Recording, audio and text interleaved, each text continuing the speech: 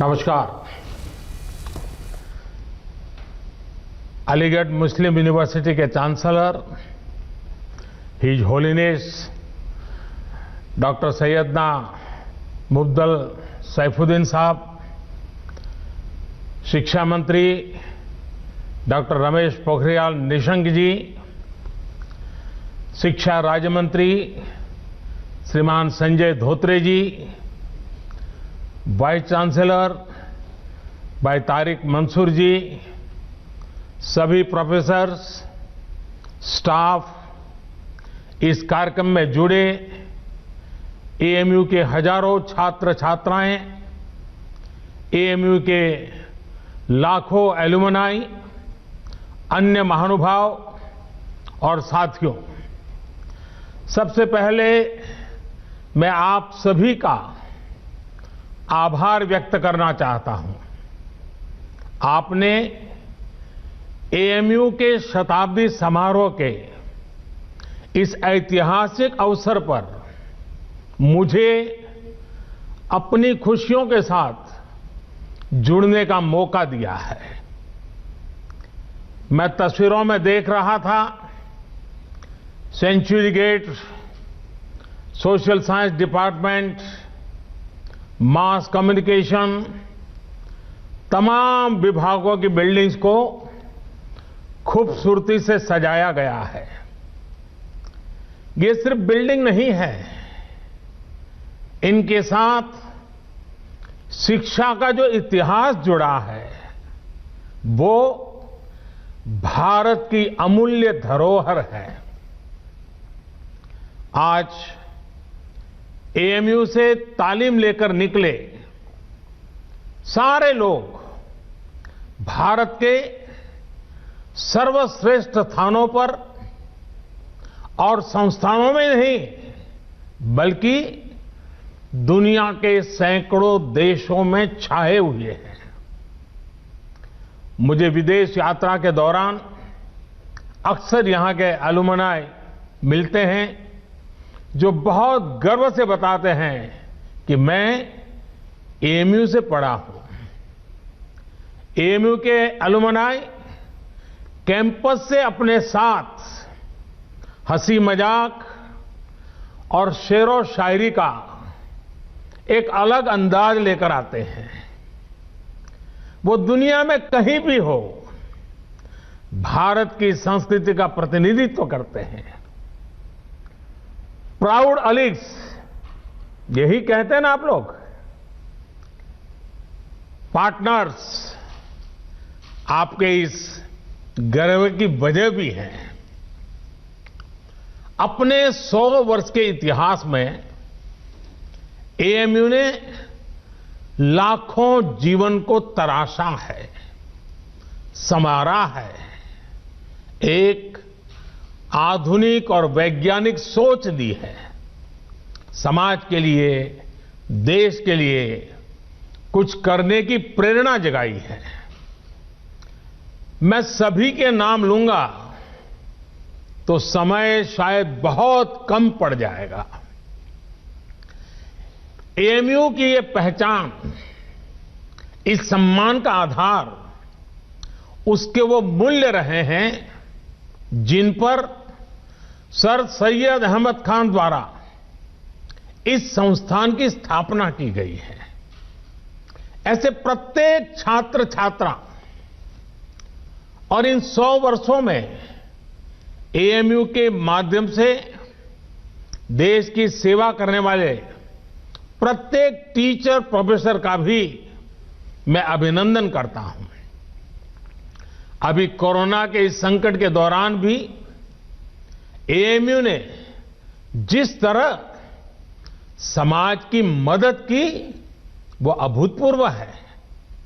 हजारों लोगों का मुफ्त टेस्ट करवाना, आइसोलेशन वार्ड बनाना, प्लाज्मा बैंक बनाना और पीएम केयर फंड में एक बड़ी राशि का योगदान देना समाज के प्रति आपके दायित्वों को पूरा करने की गंभीरता को दिखाता है। अभी कुछ दिन पहले ही मुझे चांसलर डॉक्टर सैयदना साहब की चिट्ठी भी मिली है। उन्होंने वैक्सीनेशन ड्राइव में भी हर स्तर पर सहयोग देने की बात कही है। देश को सर्वोपरि रखते हुए ऐसे ही संगठित प्रयासों से आज भारत कोरोना जैसी वैश्विक महामारी का सफलता से मुकाबला कर रहा है। साथियों, मुझे बहुत सारे लोग बोलते हैं कि एएमयू कैंपस अपने आप में एक शहर की तरह है। अनेकों डिपार्टमेंट्स, दर्जनों हॉस्टल्स, हजारों टीचर्स, प्रोफेसर्स, लाखों स्टूडेंट्स के बीच एक मिनी इंडिया भी नजर आता है। एएमयू में भी एक तरफ उर्दू पढ़ाई जाती है तो हिंदी भी, अरबी पढ़ाई जाती है तो यहां संस्कृत की शिक्षा का भी एक सदी पुराना संस्थान है। यहां की लाइब्रेरी में कुरान की मैन्युस्क्रिप्ट है तो गीता रामायण के अनुवाद भी उतने ही सहज कर रखे गए हैं। ये विविधता एएमयू कैसे और एएमयू जैसे प्रतिष्ठित संस्थान की ही सिर्फ नहीं, देश की भी ताकत है। हमें इस शक्ति को न भूलना है, न ही इसे कमजोर पड़ने देना है। एएमयू के कैंपस में एक भारत श्रेष्ठ भारत की भावना दिनों दिन मजबूत होती रहे, हमें मिलकर इसके लिए काम करना है। साथियों, बीते 100 वर्षों में एएमयू ने दुनिया के कई देशों से भारत के संबंधों को सशक्त करने का भी काम किया है। उर्दू, अरबी और फारसी भाषा पर यहां जो रिसर्च होती है, इस्लामिक साहित्य पर जो रिसर्च होती है, वो समूचे इस्लामिक वर्ल्ड के साथ भारत के सांस्कृतिक रिश्तों को नई ऊर्जा देती है।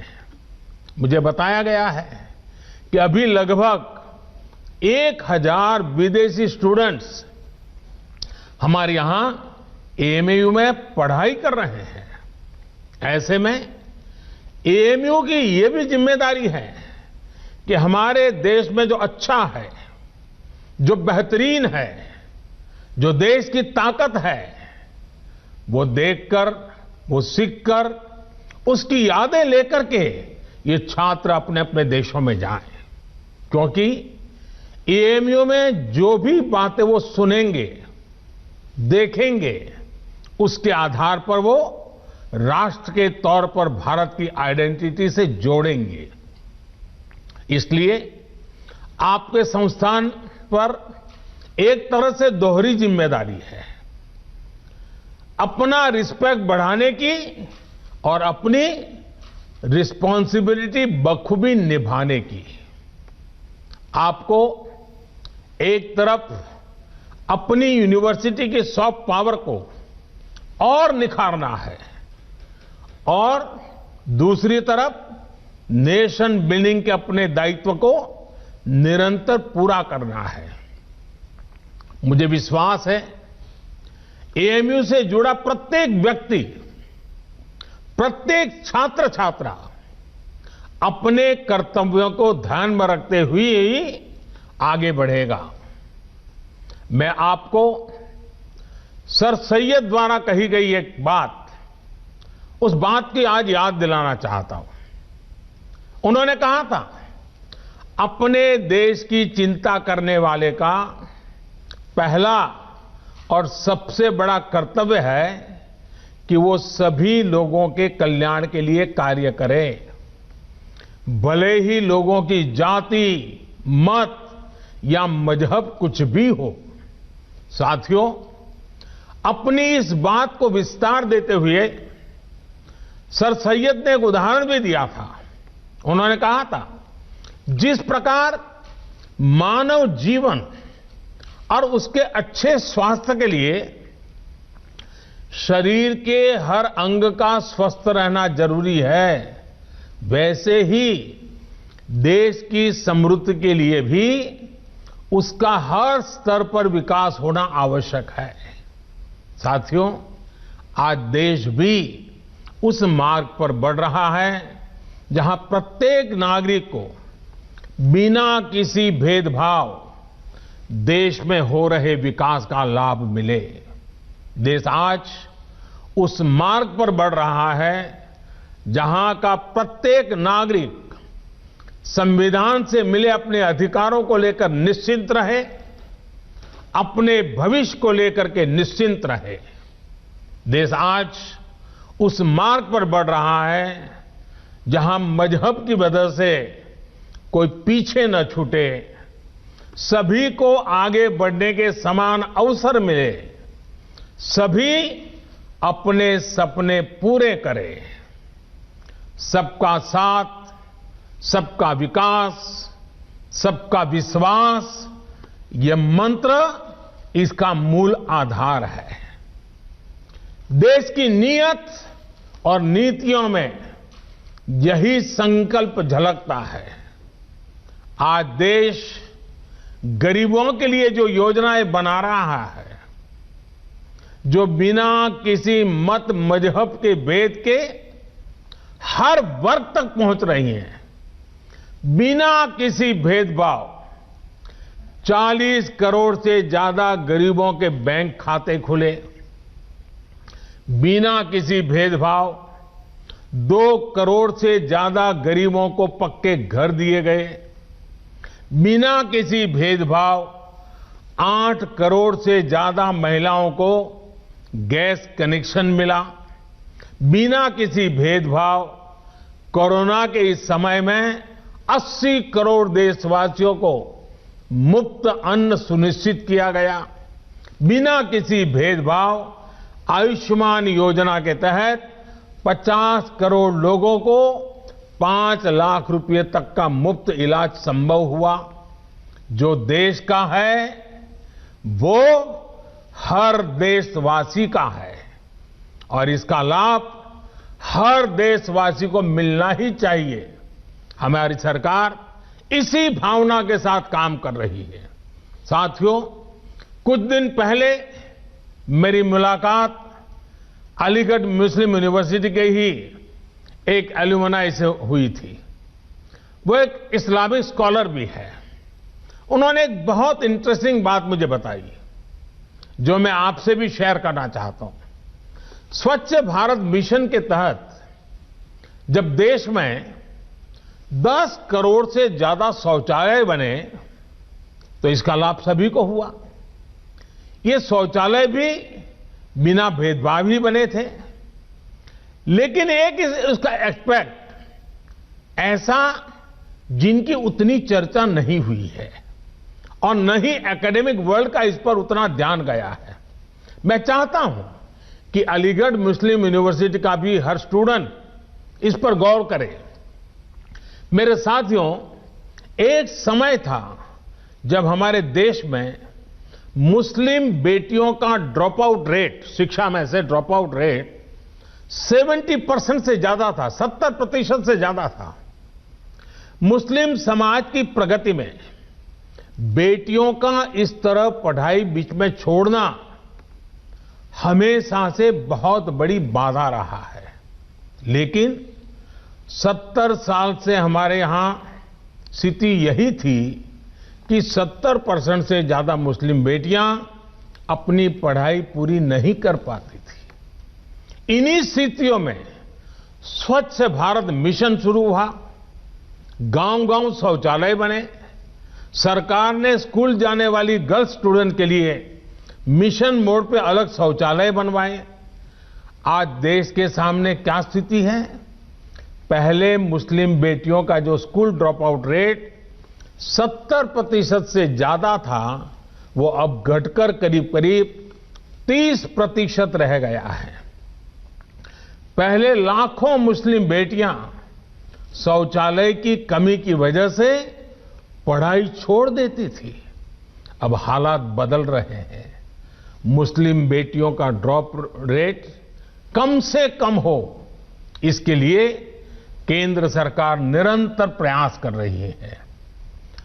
आपकी अलीगढ़ मुस्लिम यूनिवर्सिटी में भी स्कूल ड्रॉप आउट छात्र छात्राओं के लिए ब्रिज कोर्स चलाया जा रहा है। और अभी मुझे एक और बात बताई गई है जो बहुत अच्छी लगी है। एएमयू में अब फीमेल स्टूडेंट्स की संख्या बढ़कर 35% हो गई है। मैं आप सबको बधाई देना चाहूंगा। मुस्लिम बेटियों की शिक्षा पर, उनके सशक्तिकरण पर सरकार का बहुत ध्यान है। पिछले 6 साल में सरकार द्वारा करीब करीब 1 करोड़ मुस्लिम बेटियों को स्कॉलरशिप दी गई है। साथियों, जेंडर के आधार पर भेदभाव न हो, सबको बराबर अधिकार मिले, देश के विकास का लाभ सबको मिले, ये एएमयू की स्थापना की प्राथमिकताओं में था। आज भी एएमयू के पास ये गौरव है कि इसकी फाउंडर चांसलर की जिम्मेदारी बेगम सुल्तान ने संभाली थी। 100 साल पहले की परिस्थितियों में ये किया जाना कितना बड़ा काम था, इसका अंदाज लगाया जा सकता है। आधुनिक मुस्लिम समाज के निर्माण का जो प्रयास उस समय शुरू हुआ था, 3 तलाक जैसी कुप्रथा का अंत करके देश ने आज उसे आगे बढ़ाया है। साथियों, पहले ये कहा जाता था कि अगर एक महिला शिक्षित होती है तो पूरा परिवार शिक्षित हो जाता है। ये बात सही है, लेकिन परिवार की शिक्षा के आगे भी इसके गहरे मायने हैं। महिलाओं को शिक्षित इसलिए होना है ताकि वो अपने अधिकारों का सही इस्तेमाल कर सके, अपना भविष्य खुद तय कर सके। एजुकेशन अपने साथ लेकर के आती है एम्प्लॉयमेंट और एंटरप्रेन्योरशिप। एम्प्लॉयमेंट और एंटरप्रेन्योरशिप अपने साथ लेकर आते हैं इकोनॉमिक इंडिपेंडेंस। इकोनॉमिक इंडिपेंडेंस में होता है एम्पावरमेंट। एक एम्पावर्ड वुमेन का हर स्तर पर, हर फैसले में उतना ही बराबर का योगदान होता है जितना किसी और का। फिर चाहे बात परिवार को डायरेक्शन देने की हो या फिर देश को डायरेक्शन देने की। आज जब मैं आपसे बात कर रहा हूं तो देश की अन्य शिक्षा संस्थानों से भी कहूंगा कि ज्यादा से ज्यादा बेटियों को शिक्षा में जोड़े और उन्हें सिर्फ एजुकेशन ही नहीं बल्कि हायर एजुकेशन तक लेकर के जाएं। साथियों, एएमयू ने हायर एजुकेशन में अपने कंटेम्पररी करिकुलम में उससे बहुतों को आकर्षित किया है। आपकी यूनिवर्सिटी में इंटर डिसिप्लिनरी विषय पहले से पढ़ाए जाते हैं। अगर कोई छात्र साइंस में अच्छा है और उसे हिस्ट्री भी अच्छी लगती है तो ऐसी मजबूरी क्यों हो कि वो किसी एक को ही चुन सके। यही भावना नई राष्ट्रीय शिक्षा नीति में है, न्यू एजुकेशन पॉलिसी में है। इसमें 21वीं सदी में भारत के स्टूडेंट्स की जरूरतों, उसके इंटरेस्ट को सबसे ज्यादा ध्यान में रखा गया है। हमारे देश का युवा नेशन फर्स्ट के आह्वान के साथ देश को आगे बढ़ाने के लिए प्रतिबद्ध है। वो नए नए स्टार्टअप्स के जरिए देश की चुनौतियों का समाधान निकाल रहा है। रेशनल थिंकिंग और साइंटिफिक आउटलुक उनकी पहली प्रायोरिटी है।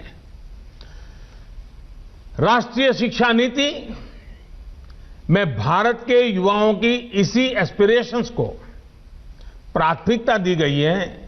हमारी कोशिश ये भी है कि भारत का एजुकेशन इकोसिस्टम दुनिया के आधुनिक शिक्षा व्यवस्थाओं में से एक बने।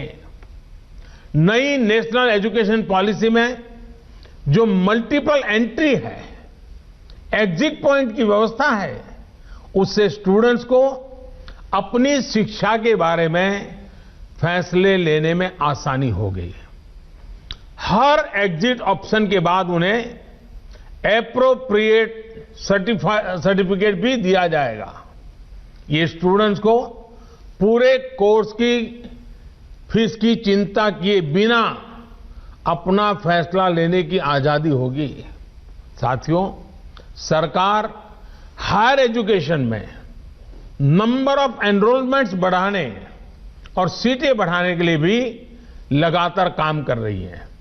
वर्ष 2014 में हमारे देश में 16 आईआईटीज थी, 16। आज 23 आईआईटीज हैं, 23। वर्ष 2014 में हमारे देश में 9 ट्रिपल आईटीज थी, 9 ट्रिपल आईटीज थी। आज 25 ट्रिपल आईटीज हैं। वर्ष 2014 में हमारे यहां 13 आईआईएम्स थे, आज 20 आईआईएम्स हैं। मेडिकल एजुकेशन को लेकर भी बहुत काम किया गया है। 6 साल पहले तक देश में सिर्फ 7 एम्स थे, आज देश में 22 एम्स हैं। शिक्षा चाहे ऑनलाइन हो या ऑफलाइन, सभी तक पहुंचे, बराबरी से पहुंचे, सभी का जीवन बदले, हम इसी लक्ष्य के साथ काम कर रहे हैं। साथियों, एएमयू के 100 साल पूरे होने पर मेरी आप सभी युवा पार्टनर्स से कुछ और अपेक्षाएं भी हैं। क्यों न 100 साल के इस मौके पर एएमयू के 100 हॉस्टल्स एक एक्स्ट्रा करिकुलर टास्क करें। ये टास्क देश की आजादी के 75 साल पूरे होने से जुड़े हों। जैसे एएमयू के पास इतना बड़ा इनोवेटिव और रिसर्च ओरिएंटेड टैलेंट है, क्यों न हॉस्टल के छात्र ऐसे स्वतंत्रता संग्राम के सेनानियों पर रिसर्च करके उनके जीवन को देश के सामने लाए, जिनके बारे में अभी उतनी जानकारी नहीं है। कुछ स्टूडेंट्स इन महापुरुषों के जन्मस्थान जाएं, उनकी कर्मभूमि जाएं, उनके परिवार के लोग अब कहां हैं, उनसे संपर्क करें। कुछ स्टूडेंट्स ऑनलाइन रिसोर्स को एक्सप्लोर करें। उदाहरण के तौर पर 75 हॉस्टल्स एक आदिवासी फ्रीडम फाइटर पर एक रिसर्च डॉक्यूमेंट तैयार कर सकते हैं। इसी तरह 25 हॉस्टल्स महिला फ्रीडम फाइटर्स पर रिसर्च कर सकते हैं, काम कर सकते हैं। एक और काम है जो देश के लिए एएमयू के छात्र छात्राएं कर सकते हैं। एएमयू के पास देश की इतनी बेशकीमती प्राचीन पांडुलिपियां हैं। ये सब हमारी सांस्कृतिक धरोहर है। मैं चाहूंगा कि आप टेक्नोलॉजी के माध्यम से इन्हें डिजिटल, इन्हें वर्चुअल अवतार में पूरी दुनिया के सामने लाएं। मैं एएमयू के विशाल एलुमनाई नेटवर्क को भी आह्वान करता हूं कि नए भारत के निर्माण में अपनी भागीदारी और बढ़ाएं। आत्मनिर्भर भारत अभियान को सफल बनाने के लिए, वोकल फॉर लोकल को सफल बनाने के लिए बहुत कुछ किया जाना बाकी है। इसे लेकर अगर मुझे एएमयू से सुझाव मिले, एएमयू एलुमनाई के सुझाव मिले, तो मुझे बहुत खुशी होगी। साथियों, आज पूरी दुनिया की नजरें भारत पर है। जिस सदी को भारत की सदी बताया जा रहा है, उस लक्ष्य की तरफ भारत कैसे आगे बढ़ता है, इसे लेकर पूरी दुनिया में क्यूरियोसिटी है। इसलिए आज हम सभी का एकमात्र और एक निष्ठ लक्ष्य ये होना चाहिए कि भारत को आत्मनिर्भर कैसे बनाएं।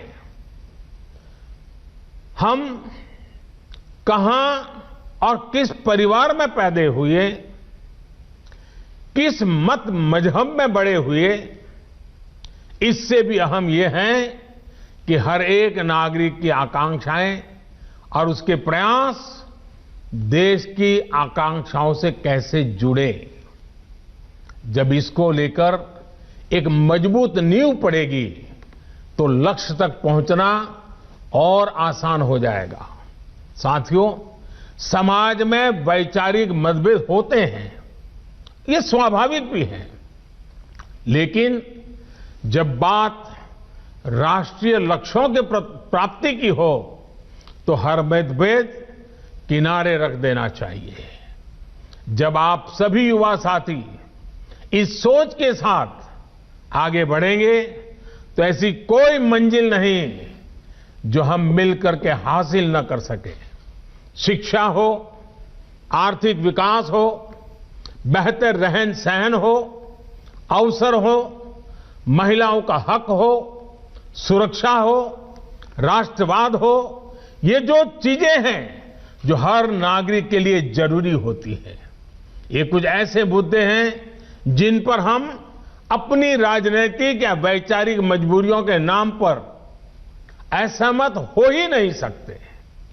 यहां अलीगढ़ मुस्लिम यूनिवर्सिटी में इन मुद्दों पर बात करना मेरे लिए इसलिए भी स्वाभाविक है क्योंकि यहां से स्वतंत्रता के अनेक सेनानी निकले हैं, इस मिट्टी से निकले हैं। इन स्वतंत्रता सेनानियों की भी अपनी पारिवारिक, सामाजिक, वैचारिक परवरिश थी, अपने अपने विचार थे, लेकिन जब गुलामी से मुक्ति की बात आई तो सारे विचार आजादी के एक लक्ष्य के साथ ही जुड़ गए। साथियों, हमारे पूर्वजों ने जो आजादी के लिए किया वही काम अब आपको, युवा पीढ़ी को नए भारत के निर्माण के लिए करना है।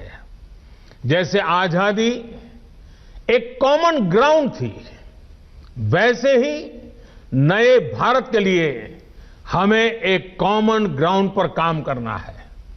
नया भारत आत्मनिर्भर होगा, हर प्रकार से संपन्न होगा तो लाभ भी सभी 130 करोड़ से ज्यादा देशवासियों को होगा। ये विमर्श समाज के हर हिस्से तक पहुंचे, ये काम आप कर सकते हैं, युवा साथी कर सकते हैं।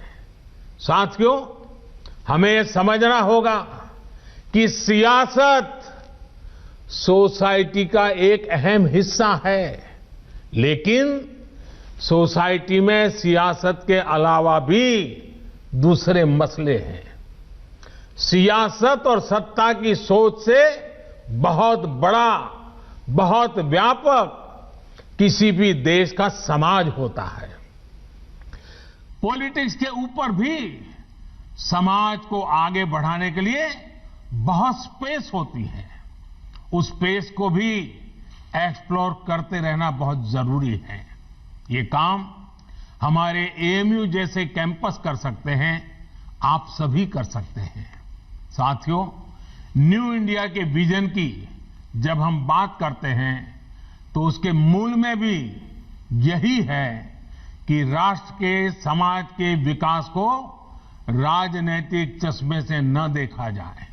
हां, जब हम इस बड़े उद्देश्य के लिए साथ आते हैं तो संभव है कि कुछ तत्व इससे परेशान हो। ऐसे तत्व दुनिया की हर सोसाइटी में मिल जाएंगे। ये कुछ ऐसे लोग होते हैं जिनके अपने स्वार्थ होते हैं, वो अपने स्वार्थ को सिद्ध करने के लिए हर हथकंडा अपनाएंगे, हर प्रकार की नेगेटिविटी फैलाएंगे। लेकिन जब हमारे मन और मस्तिष्क में नए भारत का निर्माण सर्वोच्च होगा तो ऐसे लोगों का स्पेस अपने आप में सिकुड़ता जाएगा। साथियों, पॉलिटिक्स इंतजार कर सकती है, सोसाइटी इंतजार कर सकती है, देश का डेवलपमेंट का इंतजार नहीं कर सकता। गरीब समाज के किसी भी वर्ग का हो, वो इंतजार नहीं कर सकता। महिलाएं, वंचित, पीड़ित, शोषित विकास का इंतजार नहीं कर सकते। सबसे बड़ी बात, हमारे युवा, आप सभी और इंतजार नहीं करना चाहेंगे। पिछली शताब्दी में मतभेदों के नाम पर बहुत वक्त पहले ही जाया हो चुका है। अब वक्त नहीं गंवाना है। सभी को एक लक्ष्य मिलकर, एक लक्ष्य के साथ मिलकर नया भारत, आत्मनिर्भर भारत बनाना है। साथियों, 100 साल पहले 1920 में जो युवा थे, उन्हें देश की आजादी के लिए संघर्ष करने का, खुद को समर्पित करने का, बलिदान देने का अवसर मिला था। उस पीढ़ी के तप और त्याग से देश को 1947 में आजादी मिली थी।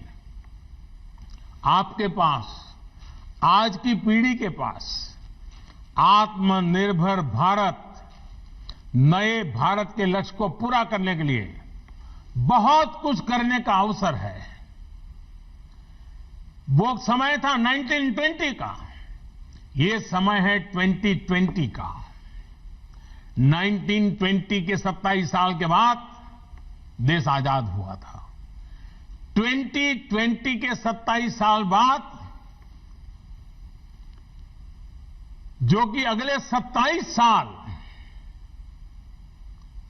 2020 से 2047 आपके जीवन के बहुत महत्वपूर्ण साल है। वर्ष 2047 में जब भारत अपनी आजादी के 100 वर्ष पूरा करेगा, आप उस ऐतिहासिक समय के भी साक्षी बनेंगे। इतना ही नहीं, इन 27 साल में आधुनिक भारत बनाने के आप हिस्सेदार होंगे। आपको हर पल देश के लिए सोचना है, अपने हर फैसले में देश हित सोचना है। आपका हर निर्णय देश हित को आधार बनाते हुए ही होना चाहिए। मुझे विश्वास है, हम सब साथ मिलकर आत्मनिर्भर भारत के सपनों को पूरा करेंगे। हम सब मिलकर देश को विकास की नई ऊंचाइयों पर पहुंचाएंगे। आप सभी को एएमयू के 100 वर्ष होने पर फिर से एक बार बहुत बहुत बधाई देता हूं। और इन 100 साल में जिन जिन महापुरुषों ने इस संस्थान की गरिमा को नई ऊंचाई पर ले जाने के लिए निरंतर प्रयास किया है, आज उनका भी पुण्य स्मरण करता हूं, उन सबका भी आदर करता हूं। और फिर एक बार आज के इस पवित्र अवसर से भविष्य के लिए अनेक अनेक शुभकामनाएं देता हूं। विश्व भर में फैले हुए अलुमनाई को भी मैं उत्तम स्वास्थ्य के लिए एक शुभकामना करता हूं, उनके उत्तम भविष्य के लिए भी शुभकामनाएं करता हूं। और एएमयू के भी उत्तम भविष्य के लिए अनेक अनेक शुभकामनाओं के साथ मैं आपको विश्वास दिलाता हूं कि ये सरकार आपकी प्रगति के लिए, आपके सपनों को साकार करने के लिए हम भी कभी पीछे नहीं रहेंगे। इसी एक विश्वास के साथ आपका बहुत बहुत धन्यवाद, बहुत बहुत धन्यवाद।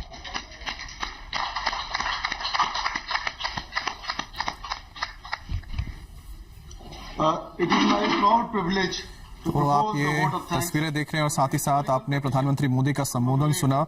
1964 के बाद, यानी लाल बहादुर शास्त्री के बाद प्रधानमंत्री मोदी एक ऐसे देश के प्रधानमंत्री हैं जो एएमयू के, यानी कि अलीगढ़ मुस्लिम यूनिवर्सिटी के किसी कार्यक्रम में इस तरह से शामिल हुए हैं। 100 साल पूरे हो रहे हैं यूनिवर्सिटी के, और इस दौरान प्रधानमंत्री ने कहा है कि आने वाले 27 साल जब देश अपनी आजादी के 100 साल मनाएगा, उसको मद्देनजर रखते हुए यहाँ के जो स्टूडेंट्स हैं उन्हें अपने आप को झोंक देना है देश की सेवा में। One of the tallest global leaders with his dedication, sincerity and honesty of purpose for our country and fellow citizens. His inspiring presence and address as chief guest on this momentous occasion will be written in golden words in the annals of history of the Aligarh Muslim University. The Aligarh Muslim University is a symbol of nationalism, national unity, inclusiveness, scientific temper, and excellence. And these qualities are epitomized in the personality and policies of Honorable Pradhan Mantri Ji, Shri Narendra Modi Ji. I convey my deep sense of indebtedness to our guest of honor and Honorable Shiksha Mantri Ji, Shri Ramesh Pokhriyal Nishank Ji, for his esteemed presence on this historical occasion. तो आपने सुना प्रधानमंत्री मोदी को। प्रधानमंत्री मोदी 1964 के बाद देश के ऐसे पहले प्रधानमंत्री हैं जिन्होंने एएमयू के किसी इस तरह के कार्यक्रम में उन्होंने हिस्सा लिया। इससे पहले लाल बहादुर शास्त्री ने लिया था 1964 में। और आपको हम बता सकते हैं कि प्रधानमंत्री ने वहां पर एक अहम बात यह बोली कि जब देश के 100 साल हो जाएंगे, यानी कि 2047 और अब है 2020, जब 100 साल पूरे यूनिवर्सिटी के जो स्टूडेंट